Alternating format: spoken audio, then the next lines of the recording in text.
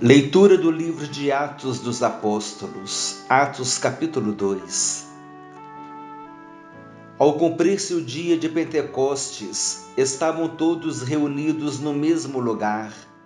De repente veio do céu um som, como de um vento impetuoso, e encheu toda a casa onde estavam assentados.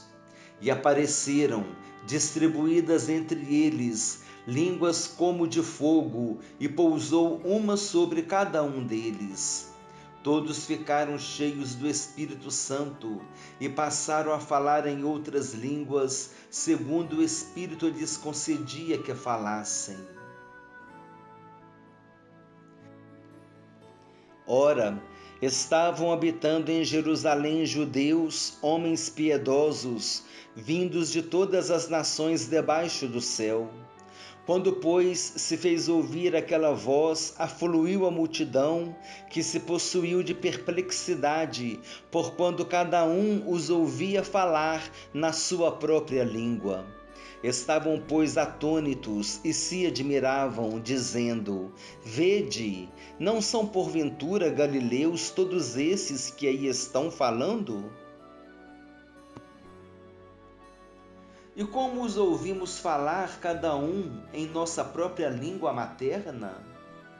Somos partos, medos, elamitas e os naturais da Mesopotâmia, Judéia, Capadócia, Ponto e Ásia, da Frígia, da Panfília, do Egito e das regiões da Líbia, nas imediações de Cirene, e romanos que aqui residem, tanto judeus como prosélitos, cretenses e arábios. Como os ouvimos falar em nossas próprias línguas as grandezas de Deus? Todos, atônitos e perplexos, interpelavam uns aos outros: Que quer isto dizer? Outros, porém, zombando, diziam: Estão embriagados. Então se levantou Pedro com os 11 e, erguendo a voz, advertiu-os nestes termos: Varões judeus e todos os habitantes de Jerusalém, tomai conhecimento disto e atentai nas minhas palavras. Estes homens não estão embriagados, como vindes pensando, sendo esta a 3ª hora do dia. Mas o que ocorre é o que foi dito por intermédio do profeta Joel. E acontecerá nos últimos dias, diz o Senhor, que derramarei do meu espírito sobre toda a carne. Vossos filhos e vossas filhas profetizarão, vossos jovens terão visões e sonharão vossos velhos.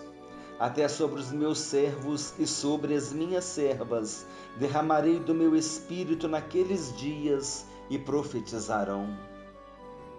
Mostrarei prodígios em cima no céu e sinais embaixo na terra, sangue, fogo e vapor de fumaça.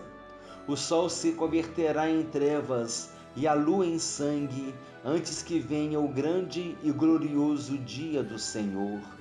E acontecerá que todo aquele que invocar o nome do Senhor será salvo. Varões israelitas, atendei a estas palavras. Jesus, o Nazareno, varão aprovado por Deus diante de vós com milagres, prodígios e sinais, os quais o próprio Deus realizou por intermédio dele entre vós, como vós mesmos sabeis, sendo este entregue pelo determinado desígnio e presciência de Deus, vós o matastes, crucificando-o por mãos de iníquos, ao qual, porém, Deus ressuscitou, rompendo os grilhões da morte, porquanto não era possível fosse ele retido por ela. Porque a respeito dele diz Davi: Diante de mim via sempre o Senhor, porque está à minha direita, para que eu não seja abalado. Por isso se alegrou o meu coração, e a minha língua exultou. Além disto, também a minha própria carne repousará em esperança, porque não deixarás a minha alma na morte, nem permitirás que o teu santo veja a corrupção. Fizeste-me conhecer os caminhos da vida, encher-me-ás de alegria na tua presença. Irmãos, seja-me permitido dizer-vos claramente a respeito do patriarca Davi, que ele morreu e foi sepultado, e o seu túmulo permanece entre nós até hoje. Sendo, pois, profeta e sabendo que Deus lhe havia jurado que um dos seus descendentes se assentaria no seu trono, prevendo isto, referiu-se à ressurreição de Cristo, que nem foi deixado na morte, nem o seu corpo experimentou corrupção. A este Jesus Deus ressuscitou, do que todos nós somos testemunhas. Exaltado, pois, à destra de Deus, tendo recebido do Pai a promessa do Espírito Santo, derramou isto que vedes e ouvis. Porque Davi não subiu aos céus, mas ele mesmo declara: disse o Senhor ao meu Senhor, assenta-te à minha direita, até que eu ponha os teus inimigos por estrado dos teus pés. Esteja absolutamente certa, pois, toda a casa de Israel, de que a este Jesus, que vós crucificastes, Deus o fez Senhor e Cristo.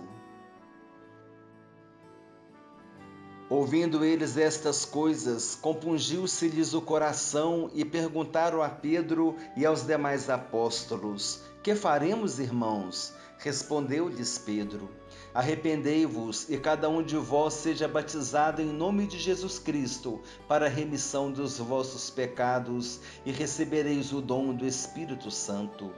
Pois para vós outros é a promessa, para vossos filhos e para todos os que ainda estão longe, isto é, para quantos o Senhor, nosso Deus, chamar. Com muitas outras palavras deu testemunho e exortava-os, dizendo: salvai-vos desta geração perversa. Então, os que lhe aceitaram a palavra foram batizados, havendo um acréscimo naquele dia de quase 3.000 pessoas, e perseveravam na doutrina dos apóstolos e na comunhão, no partir do pão e nas orações.